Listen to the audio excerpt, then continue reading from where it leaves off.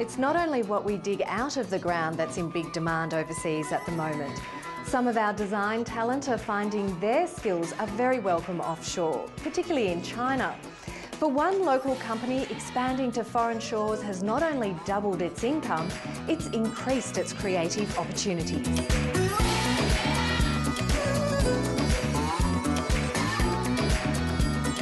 The scale of what is happening in China is just unbelievable.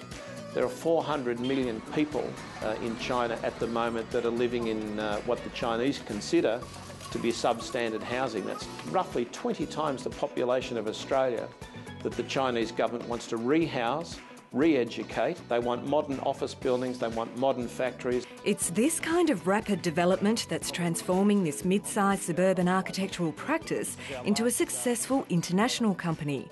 And it all began as an attempt to make it harder for history to repeat itself. Everyone who went through that 1991 recession, it's imprinted in your memory about how difficult things could get. When the recession came, we had a good book of projects and we were quite happy that we had two very significant projects. And then within 11 days, both of those clients went bankrupt. So we went from about 35 people down to 7. But those dire circumstances also revealed something to the directors. What we did see at that time, while the recession was in full swing, the Asian economy was booming. So we made the decision that if we could, in fact, start to get work from some of these economies that were counter-cyclical to the Australian economy, it perhaps put ourselves in a much safer position where we could diversify and really keep an even flow of work.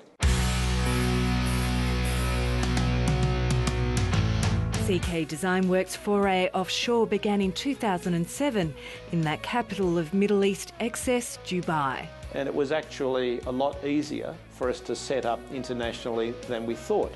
We set up a representative office with one of our partners and we were virtually doing all of the design work here in Melbourne, so we could just electronically transmit animations, perspective drawings and so on. The minimal approach also protected the practice from Dubai's economic collapse. In Dubai, the fees that we were getting at the time were probably double the fees that we would get in Australia. So the work that we did, we were well ahead. And by then, the architects were finding a foothold in Asia. And the Chinese government, interestingly enough, they recognise that the quality of their architects isn't up to international standards at the moment, and they welcome overseas architects coming in with good ideas. The latest contract involves developing a master plan for the World Heritage Area of Nanjing. It's such an exciting project, it's such a prestigious project.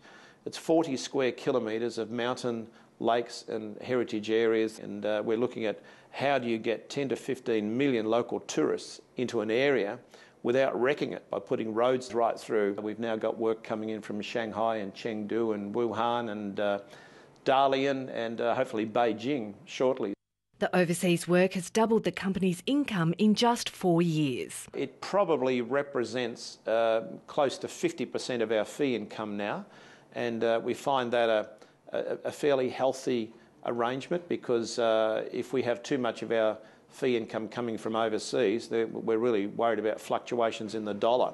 Like other exporters, the architects welcome the dollar's recent slide. It is just so high compared with other currencies that the biggest obstacle that we now have in competing with overseas architects is that our fee is relatively higher than the Americans or the British. Robert Caulfield now wants more Australians to join in the pitch for offshore work. What I would say to every architect out there at the moment, if you want to expand your practice, give China a shot. The opportunity of doing large work and diversifying overseas is just unbelievable. There is far more work in China than all of the architects in Australia could possibly do.